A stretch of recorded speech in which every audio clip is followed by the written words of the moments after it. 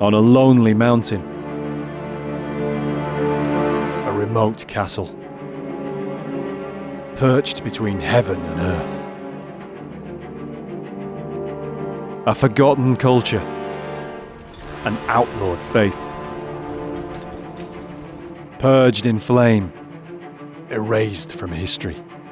Il y a eu des morts, mais il y a eu aussi cette désertion, ces gens qu'on a chassés et qui ont dû laisser leur maison. The last refuge of the Cathars, the fortress of Montségur.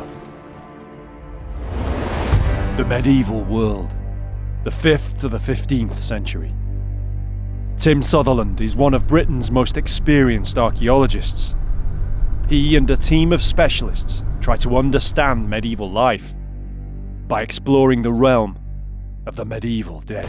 We have a classic view of the storybook medieval life. We don't hear the stories about the common man trying to keep his family alive. In our stores there are hundreds, if not thousands, of skeletons. Archaeologically speaking, we can now focus in on the medieval dead people. You're looking for clues in the skeleton all the time. And you couldn't help almost look through their eyes thinking, what did they see? How did they die?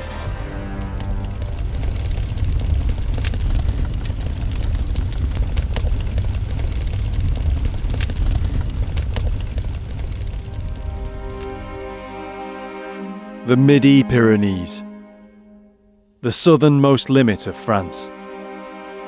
But the unified country as we know it today did not exist in the medieval period. Instead, in the early 13th century, its laws and customs were closer to Roman times than to Paris, the north, or to the rest of Western Europe. Europe in the 13th century is changing significantly, and medieval France certainly is. It wasn't even a united country at this point. And so the political boundaries are changing, the religious boundaries are changing. The secluded valleys and mountains of this part of the Midi meant it was naturally separate from the central Massif of France. The region's name even derived from its own distinct language, Occitan. The people of the Languedoc were fiercely independent. Sometime in the 11th century, the remote villages and closed communities had become home to devotees of a new religion, Catharism. Religion and one's faith are ideologies. They don't exist as an entity, but they can be represented by how you live your life and the marks you make on the land. For example, the different types of churches, or the buildings, or the areas and how you farm, for example. The Cathars. They were Christians, but they were also dualists, believing in two universal principles: a good God and a bad God, an idea already ancient before Christ. The good God was the God of the spirit, of the eternal world. The bad God represented the material world, where those spirits were imprisoned until their release by death. Men and women were seen as equal. Cathars preached without the trappings and riches of the medieval church. Where they came from isn't known for certain. Perhaps Persia or Byzantium in the east. What is sure is they were a threat, and the medieval Roman Catholic Church knew how to respond when threatened. This was the age of the Crusade. For more than 100 years since the end of the 11th century, there had been campaigns against Muslims in the east and pagans in the north. The next call to arms wouldn't be directed at Saracen hordes or pagan warlords, but against ordinary men and women in the Languedoc. C'est le Languedoc qui a été touché par cette guerre qu'on peut considérer comme civile, mais c'est pire qu'une guerre civile parce que c'est une croisade. C'est la seule croisade qui a eu lieu en terre chrétienne, qui opposait des chrétiens à d'autres chrétiens, et donc c'est une véritable guerre de religion avant la lettre.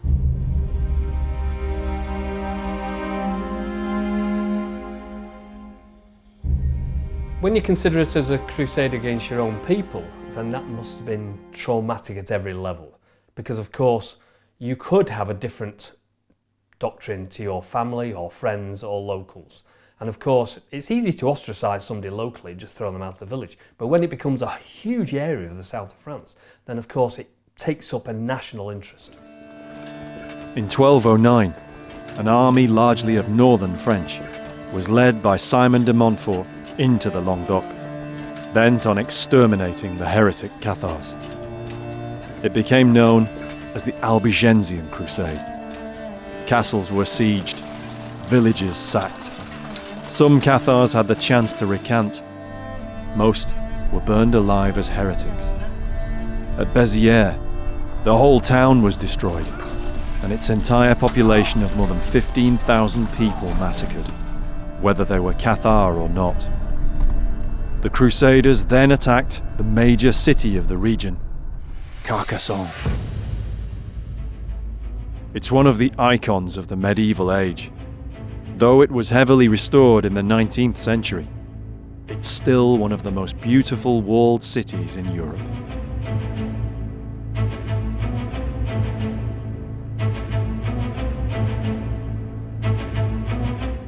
As soon as you see it, as soon as you come over a first rise and you see Carcassonne laid out before you, it almost takes your breath away. It's a typical, almost fantasy fortified city with towers and big gates and walls.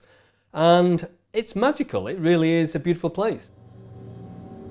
Carcassonne's fortifications were strong, but the city was packed with refugees fleeing the Crusaders. The terror of massacres like Béziers had a useful effect.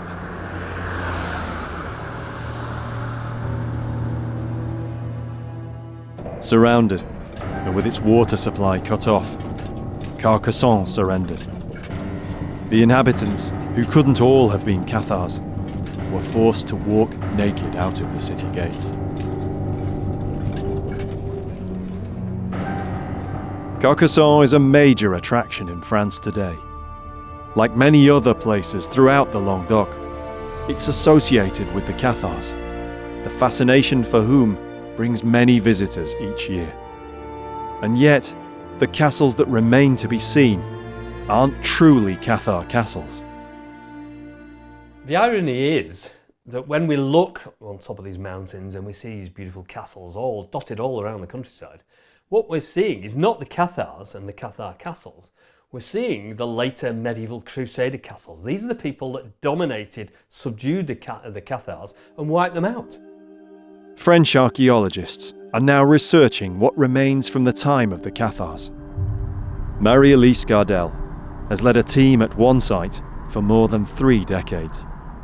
La passion, c'est une passion pour l'homme, pour l'être humain, pour comprendre comment s'est construit tout cet ensemble, comment les gens vivaient à l'intérieur, comment on a petit à petit construit sur le plan économique et social, comment les gens vivaient là, et puis comment tout d'un coup, tout s'est arrêté.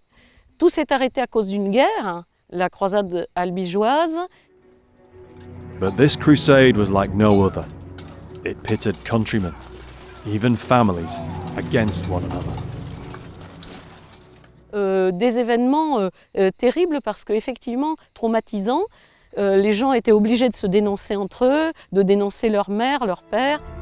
Marie-Elise's work is centered on Las Tours, 12 kilometers north of Carcassonne. Donc j'ai commencé les fouilles il y a 36 ans, ici, et j'ai commencé à fouiller un château, le château qui s'appelle Cabaret, qui est au nord du site, et à partir de là, j'ai pu avoir une chronologie, une datation du château qui a été construit au XIIIe siècle, au milieu du XIIIe siècle, et abandonné à la Révolution. J'ai donc continué les recherches sur les pentes, et sur les pentes, je me suis rendu compte qu'il y avait un habitat féodal du XIIe siècle qu'on appelle un castrum. The castrum, or fortified village, lay across the access road into the Montagne Noire, important for its iron ore. The defences of Lastos comprised several independent towers. But like Carcassonne, they no longer date back directly to the Cathars. All were rebuilt after they fell to the Crusaders. Marie-Elise studied not just the towers, but the site as a whole, including discoveries underground. Il y avait donc tout un village avec 3 tours qui étaient à mi-pente et non pas sur le sommet. Et nous avons aussi antérieurement un habitat en grotte, avec peut-être des grottes fortifiées. Il y a 40 grottes sur ce site. Et donc on sent bien qu'il y a eu une occupation progressive en fait, de la colline. Fortified caves, perhaps where Cathars held out against the Crusaders. L'archéologie médiévale est rare en grotte. Généralement, on s'intéresse aux châteaux, à l'habitat, aux abbayes, aux églises, mais la grotte comme objet de recherche pour l'époque médiévale, c'est un sujet qui est quand même assez nouveau. The finds vary from prehistoric to medieval, in a complex pattern of occupation. Nous avons trouvé des os, des reliefs de repas, des vertèbres et des côtes, surtout de moutons par exemple. Et on a trouvé également du fer, donc probablement un fragment de fer de trait, donc pointe de flèche. On a trouvé ces 2 tibias, ce sont 2 tibias humains, qui étaient dans une anfractuosité le long de la paroi de la roche, qu'on a enlevé ce matin. Et c'est intéressant parce que d'après nous, soit ce sont des vestiges proto-historiques, soit des vestiges médiévaux, d'une sépulture qui n'était pas dans un cimetière, donc soit une sépulture de relégation, soit une sépulture faite à la hâte pendant un conflit. Above the ground, in the shadow of Cabaret, Marie-Elise's team found the remains of the rest of the castrum, an entire Cathar village, buried after it was destroyed in the Crusade. Et donc, c'est une seigneurie riche, la seigneurie de Cabaret, qui exploitait tout ce terroir et qui avait implanté ici, au centre du terroir minier, tout un réseau avec des forges, d'autres ateliers certainement, des tailleurs de pierre, des moulins également, avec des meuniers, peut-être un début d'artisanat textile. Et c'est toute cette vie qui a été anéantie, je dirais presque du jour au lendemain, par les conséquences de la croisade contre les Albigeois. Frederick Lopp worked with Marie-Elise on the excavations. Donc nous savons à peu près avec certitude que ce village médiéval a été occupé durant la période où les Cathars ont vécu ici et a été détruit durant la croisade parce que lorsque nous avons fouillé donc, ces maisons, un certain nombre d'entre elles ont révélé des monnaies médiévales qui ont été précisément datées donc, par les numismates et aucune de ces monnaies n'a été fabriquée après le milieu du XIIIe siècle. Donc on est à peu près certain que dans les couches de destruction donc, qui scellent la démolition des maisons, personne n'est revenu habiter après le milieu du XIIIe siècle. Voilà, c'est de cette manière qu'on est à peu près certain donc, de la datation de la fin de vie de ce village. The archaeology confirmed the accounts that the Cathar village was wiped out during the Crusade. Alors pour les gens de l'époque, effectivement c'était une tragédie puisque la guerre est toujours une tragédie. Pour nous archéologues, la tragédie cathare par certains aspects est une chance. If the village had survived the Crusade, it might still have been occupied today. And centuries of occupation would have destroyed anything left of the medieval archaeology. Instead, Frederick and his team were able to form an understanding of the site, how it was 700 years ago. Access to the village lay across a river by narrow wooden bridges. Alors on va le voir d'un petit peu plus près. Donc comme vous le voyez, si je vous enlève les branches, ce rocher-là a été taillé volontairement à plat, avec donc une partie ici qui a été laissée en réserve.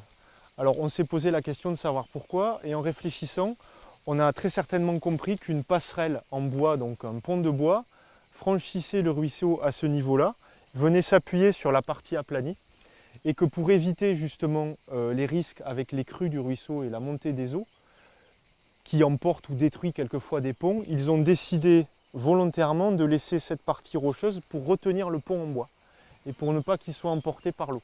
Voilà. Donc c'est ce qui nous fait dire que l'accès d'origine en fait, de cette partie du village se situait au niveau de ce rocher.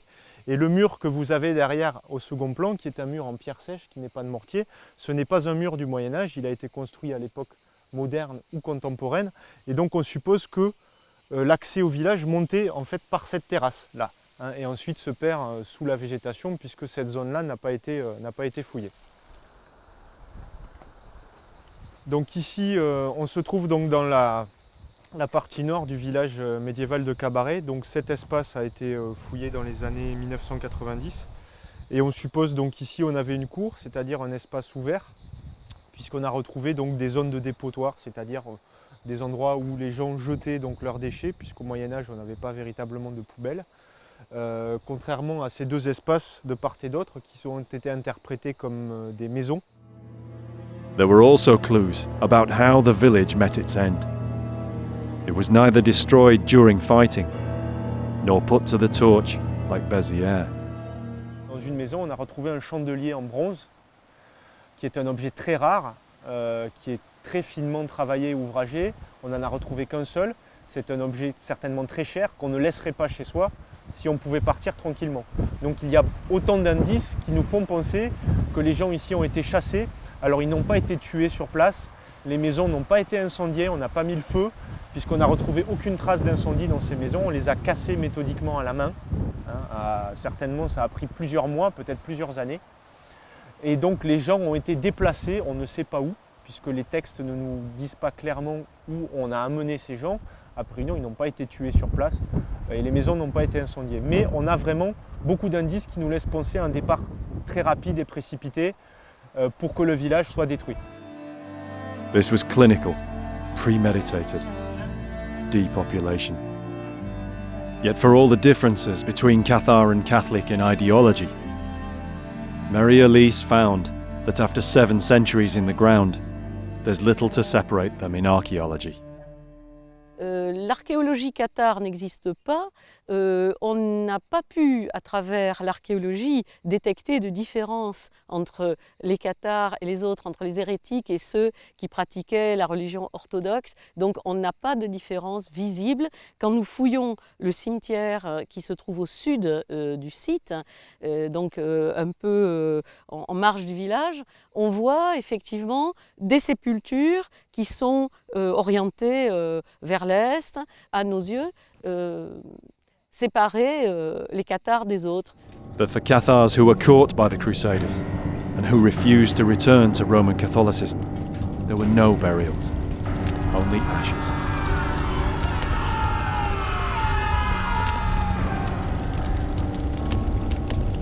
For more than 30 years, the crusade ebbed and flowed.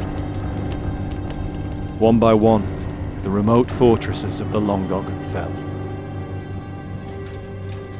By 1243, only one significant Cathar refuge still remained. 80 kilometers southwest of Carcassonne, atop a limestone precipice over 1,000 meters high, was Montségur. Few places from the medieval world are in their physical location as evocative and spectacular, or in the imagination, so much the subject of legend and folklore. The Knights Templar, the Holy Grail, lost treasures. There are so many myths about Montségur, and one of the problems we have as archaeologists is to separate the fact from the fiction. We need to be really scientific. We've got to be very, very disciplined and find out what the real evidence is, because there is so much other material that's been superimposed upon these stories. Alors la première fois que j'ai entendu parler de Montségur, je ne l'ai pas entendu, je l'ai vu. Et bizarrement, c'était à Paris. J'ai pris le métro et je me souviens que dans le métro de Paris, il y avait un très très grand poster de Montségur. En fait, c'est une affiche publicitaire pour que les Parisiens découvrent l'Ariège. Et il y avait ce château en photo. Et c'est vrai que je me souviens dans le métro de Paris, j'ai eu cette espèce de coup de cœur, comme un peu quand on voit une jolie fille, et je me suis dit un jour je veux aller là. Et je devais avoir l'âge de 12-13 ans à ce moment-là. Et 3 ans après, eh bien en effet, mon rêve se réalisait, je venais faire des fouilles à Montségur. Fabrice Chambon began his career in archaeology at Montségur at the age of 16. For more than 15 years, he's guided visitors here as a custodian and cultural attaché. Alors la première fois que j'ai vu vraiment Montségur, d'abord j'ai eu le choc de la réalité des lieux, cette montagne comme ça qui se détache sur l'horizon avec ce château par-dessus. C'est vrai que pour moi ça a été quelque chose de vraiment magique. Le village de Montségur, il est particulier parce qu'il a été construit de 1204, il sera abandonné en 1244. C'est-à-dire qu'à Montségur, à l'emplacement de ce village, il n'y avait pas de village avant l'arrivée des Cathares. Et il n'y en aura plus après. Et c'est ce qui fait l'intérêt de cette montagne, pour les archéologues, c'est que quand on fouille ces maisons, on a 40 ans d'occupation. Rien avant et plus rien après. Donc on a une occupation chronologique qui est très resserrée à Montségur, et cette occupation chronologique correspond à la période cathare. Like elsewhere, the Montségur we see today appears as it was rebuilt by the Crusaders and later French kings. In the Cathar period, it looked completely different. The chateau itself was smaller, and all around the peak, defended by successive walls and towers, was a network of many houses and streets, a castrum where the Cathars lived. Et donc on voit bien qu'à l'époque cathare, le village de Montségur, il y a quand même une certaine hiérarchie. On a beau avoir un village de réfugiés, d'exilés, on a quand même des maisons cossues pour les plus importants et des maisons beaucoup plus petites pour les plus humbles. Et d'ailleurs, quand on fouille le village de Montségur, on voit bien que ces maisons s'articulent entre elles par des ruelles, par des passages, et que plus on s'éloigne, d'ailleurs, du sommet de la montagne, et plus on a des petites maisons, comme si les nobles ou les gens les plus fortunés occupaient le sommet et qu'ensuite les plus humbles s'étaient étalés autour. The Crusaders began the siege here in May 1243. Traces still remain from the months of fighting that followed. Donc c'est vrai que Montségur, c'est très curieux de se rendre compte qu'on marche encore sur un champ de bataille du XIIIe siècle. Quand il pleut, parfois, eh bien on a la chance, encore aujourd'hui, de trouver parfois un fer de trait, une pointe de flèche. La montagne, encore aujourd'hui, des siècles après, conserve encore les témoignages de ces combats extrêmement vigoureux. Ça, c'est unique. In the 1960s, cavers on the south side of Montségur found 2 human skeletons. To date, they're the only bodies ever found here. Ici, nous sommes devant les 2 sépultures qui ont été trouvées sur le POC de Montségur. En fait, ces sépultures humaines donc, ont été trouvées par des spéléologues dans les années 1960. Au fond d'une grotte de plus de 20 mètres de profondeur, on a retrouvé ces restes d'un homme et d'une femme âgés d'une trentaine à quarantaine d'années. Et ces 2 sépultures ont été trouvées dans cette position-là. Ce qui sous-entend que ce sont véritablement un homme et une femme qui ont été déposés par leurs congénères au fond de cette grotte. Alors, ils sont morts de mort violente, puisqu'on a retrouvé dans leurs entrailles les traces de pointes de flèches, des pointes de flèches que l'on date du milieu du XIIIe siècle, donc de l'époque du siège de 1242, 1243, 44. Et donc, finalement, ce sont les témoignages humains des combats de Montségur.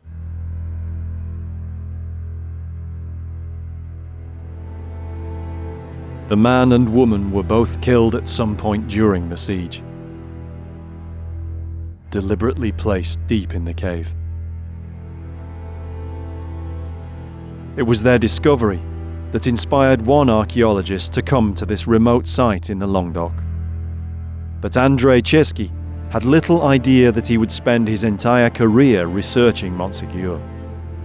He carried out the first dig in 1973 and has returned almost every year since. It's his work exclusively that gives us what we know of the Cathars and how they lived here. En tant qu'archéologue, en tant que chercheur, moi je pense que tout ce que l'on trouve, c'est intéressant. Je n'ai pas de préférence particulière. Aussi bien un clou qu'un tesson de peau, qu'une pièce de monnaie, pour moi ça a la même valeur archéologique. Everywhere, he found evidence of the fighting that had brought about the fall of the fortress. Il y a eu des morts, il y a eu du sang partout. Bon, ces traces de combat, c'est quelque chose d'émouvant aussi. Aussi des fragments de côtes de mailles. Voilà, ça on en a retrouvé aussi. Et aussi des petites écailles, c'est-à-dire des petits carrés en fer qui étaient cousus sur un vêtement de guerre. Nous avons retrouvé beaucoup de carreaux d'arbalète, c'est-à-dire le fer qui était emmanché au bout de la hampe du trait. Le trait, c'est le projectile qui était lancé par la balette ou par l'arc. Donc nous avons retrouvé beaucoup, plus de 300, 300, partout aussi éparpillés sur la montagne. Mais dans tous les gisements de fouilles, nous avons retrouvé de ces carreaux d'arbalète, que l'on appelle, dans le jargon archéologique, on appelle ça des fers de trait. Le trait, donc, c'est le projectile qui était lancé par arbalète. Nous en avons retrouvé beaucoup. Nous avons retrouvé aussi des témoignages de la vie militaire. Nous avons retrouvé quelques fragments de couteaux d'armes, c'est-à-dire des gros coutelas, un pommeau d'épée aussi. Également, nous avons retrouvé des gardes d'épée. Voilà, donc ça, ce sont des témoignages de la vie militaire. The most striking signs of combat related to the terrible artillery duel fought between attackers and defenders. Scattered up and down the steep slopes were many massive stone projectiles, or boulets. Lorsque nous trouvions des boulets sur la montagne, nous en avons fait le recensement. Tous ces boulets ont été numérotés, pesés, ils ont été photographiés, décrits. Donc il y a eu vraiment des boulets qui étaient beaucoup plus, beaucoup plus beaux, si on veut, beaucoup plus caractéristiques les uns que les autres. André's team recovered nearly 250 of these stones. They would have been hurled from the arms of wooden siege engines.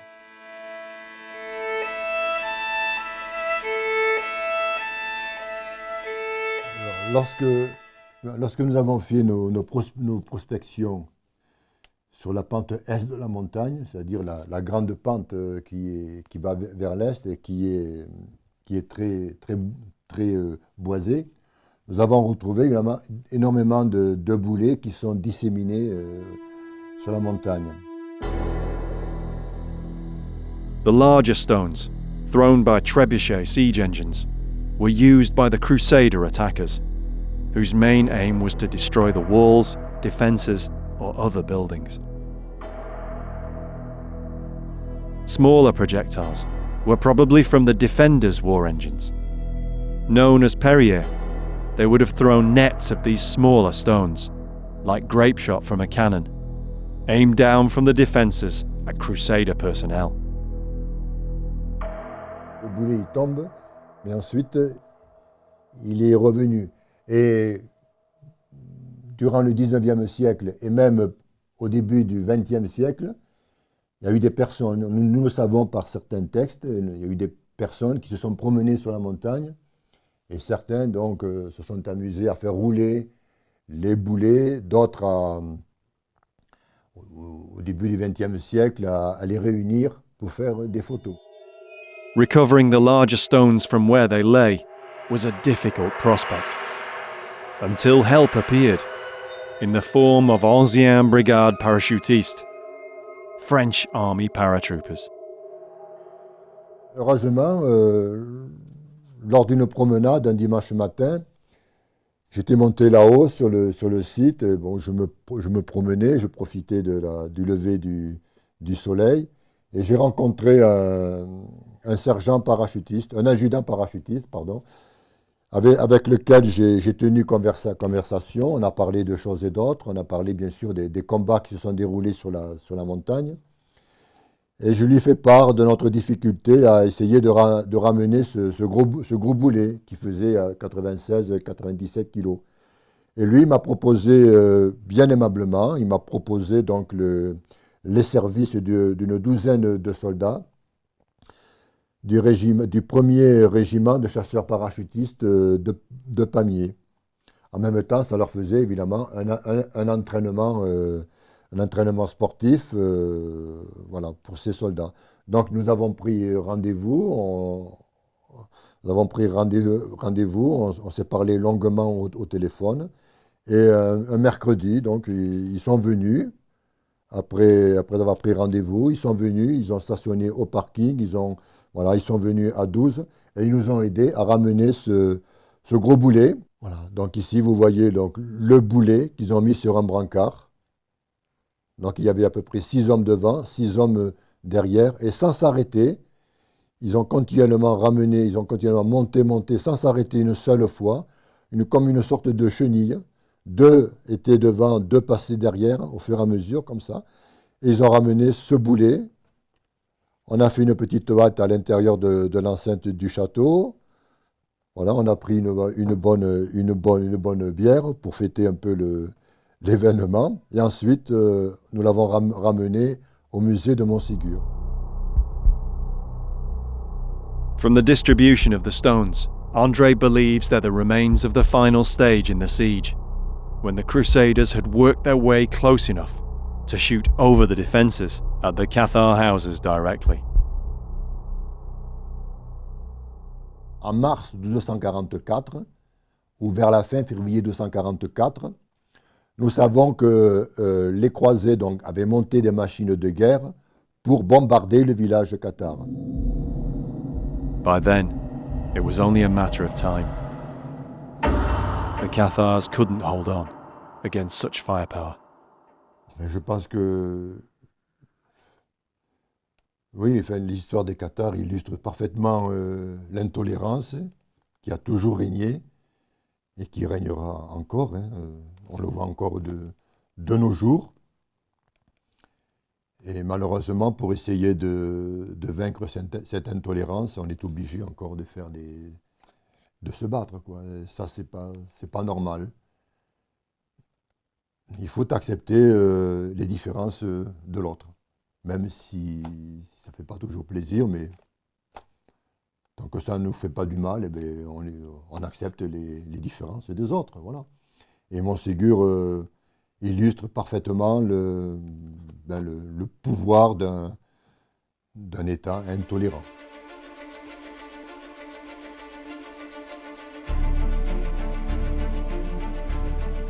Digital artist Tristan de Bergerot grew up fascinated by the painstaking archaeology done at Montségur by André and others. He was possessed with a desire to create the fortress and its castrum in 3 dimensions. As a child, he built models of Montségur. Now he's built it in the digital realm. Alors en fait, l'envie de modéliser, justement, de refaire le Montségur des Cathars, eh bien, me vient tout simplement de mon enfance, où lorsque j'étais petit, en fait, j'avais commencé par recréer le siège avec les piles mobiles. J'avais essayé de refaire le château comme il était, j'avais essayé de placer les soldats un peu en situation de siège. Et c'est vrai que cette idée de refaire Montségur m'a toujours hanté durant toute mon enfance et mon adolescence. Et lorsque j'ai pu avoir la possibilité de découvrir bien plus sur Montségur et cette histoire, eh bien, je me suis lancé justement dans l'informatique et c'est là que j'ai en quelque sorte concrétisé mon rêve d'enfant. As he grew older, Tristan studied the historical accounts along with the emerging reports of André's archaeology. Alors il est évident que pour construire tout cela en 3 dimensions, c'était un travail de recherche avant tout. Alors, on a plusieurs choses qui nous permettent de comprendre comment était la vie là-haut. Ce sont des textes, les témoignages des survivants, qui nous racontent tout ce qui s'est passé pendant 40 ans. On a aussi l'archéologie. Tristan taught himself how to use 3D software to recreate not only the fortifications and buildings, but also to create a flavour of how the place must have felt, perched high above the mountains of the Midi. En quelque sorte, le travail que j'ai fait, pour moi, me permet, et pour d'autres aussi, c'est comme une machine à remonter le temps. Ce qui est intéressant avec le travail justement de numérisation en 3 dimensions, c'est le fait qu'on avait des données archéologiques déjà pour travailler dessus, mais quand on est dans l'archéologie, on parle, on s'imagine. Et après, le simple fait de le faire en vrai, sur un écran, fait d'un coup comprendre plus facilement ce qui peut marcher ou ne pas marcher. Et surtout, on peut enfin mettre une image sur ce que l'on a toujours recherché toute sa vie ou ce que l'on a toujours tenté de comprendre.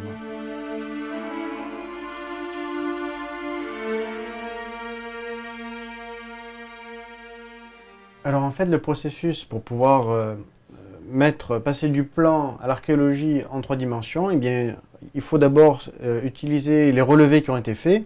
On a les emplacements de murs, des maisons, les escaliers, etc. Et puis ensuite, il faut les placer sur la montagne qui a été complètement modélisée, et donc en suivant l'aspect, bien entendu, topographique. Et puis, on y place les maisons. Alors forcément, on a fait aussi des recherches sur comment étaient les maisons à cette époque-là, mais aussi, il fallait rechercher aussi à comment était le climat à cette époque-là. Est-ce qu'à cette époque-là, il faisait bien plus chaud qu'aujourd'hui? Est-ce qu'il y avait bien plus ou moins de neige qu'aujourd'hui? Est-ce qu'il y avait plus ou moins de forêt? Voilà, c'était plein de paramètres à comprendre pour pouvoir faire quelque chose d'assez crédible. As well as the buildings and terrain, Tristan also tries to reflect the breathtaking natural beauty of Montségur.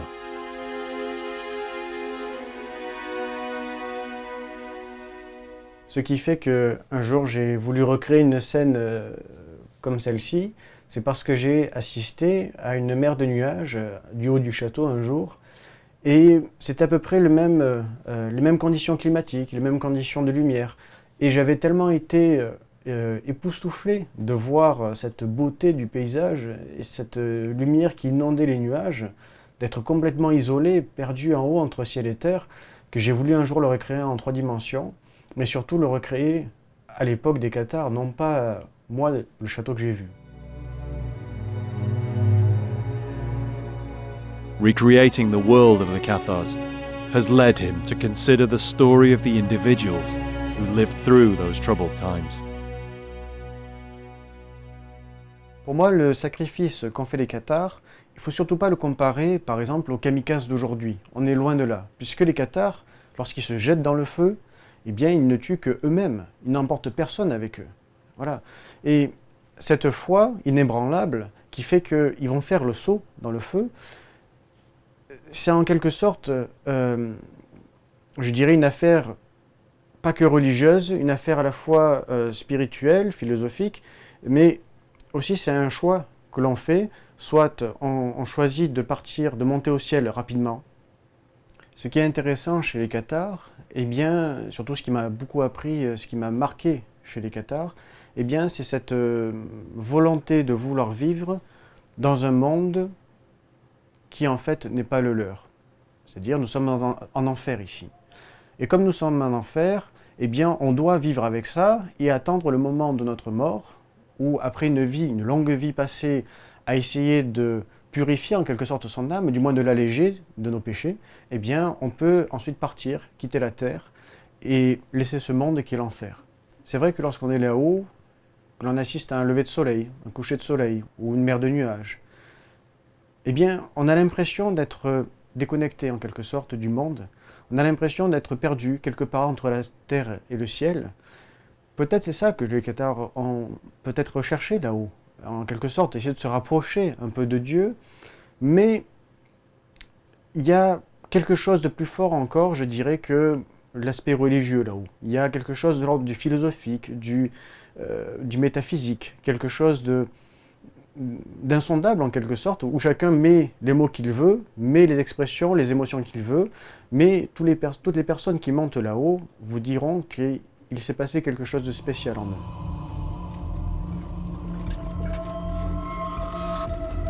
After almost a year under siege, Montségur finally surrendered. Non-Cathars were allowed to go free. The Cathars were offered the chance to recant, but none did. On March the 16th, 1244, they descended the mountain. Some of the non-Cathar soldiers who defended them now went with them to the end. No stakes were required. More than 200 men and women gave themselves willingly to the flames.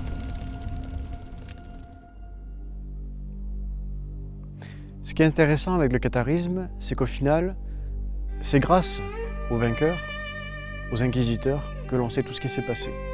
Car c'est eux qui ont retranscrit tout ce que les survivants ont pu dire. S'ils n'avaient jamais rien retranscrit, les Cathars ne laissant rien comme trace physique, nous n'aurions jamais rien su d'eux.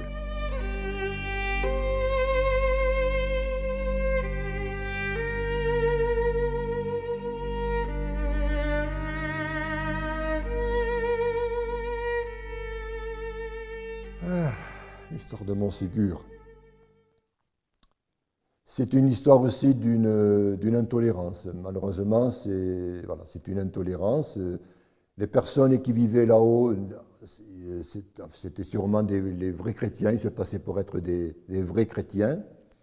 Et ils ont été pourchassés, ils ont été anéantis, parce qu'après le siège de Montségur, ça a été la fin de la religion cathare. Donc pour moi, c'est une histoire, une navrante, triste histoire de l'intolérance. Et puis aussi, c'est une histoire d'une mainmise sur le sud par le nord. Donc c'est une colonisation, en quelque sorte. Voilà. Et au point de vue archéologique, comme je l'ai dit, donc c'est un des plus riches gisements archéologiques, mais l'histoire mérite d'être racontée quand même. Voilà. C'est une histoire qui est restée très longtemps trouble, qui était un petit peu pas découverte, cachée. Et maintenant, il faut la faire connaître.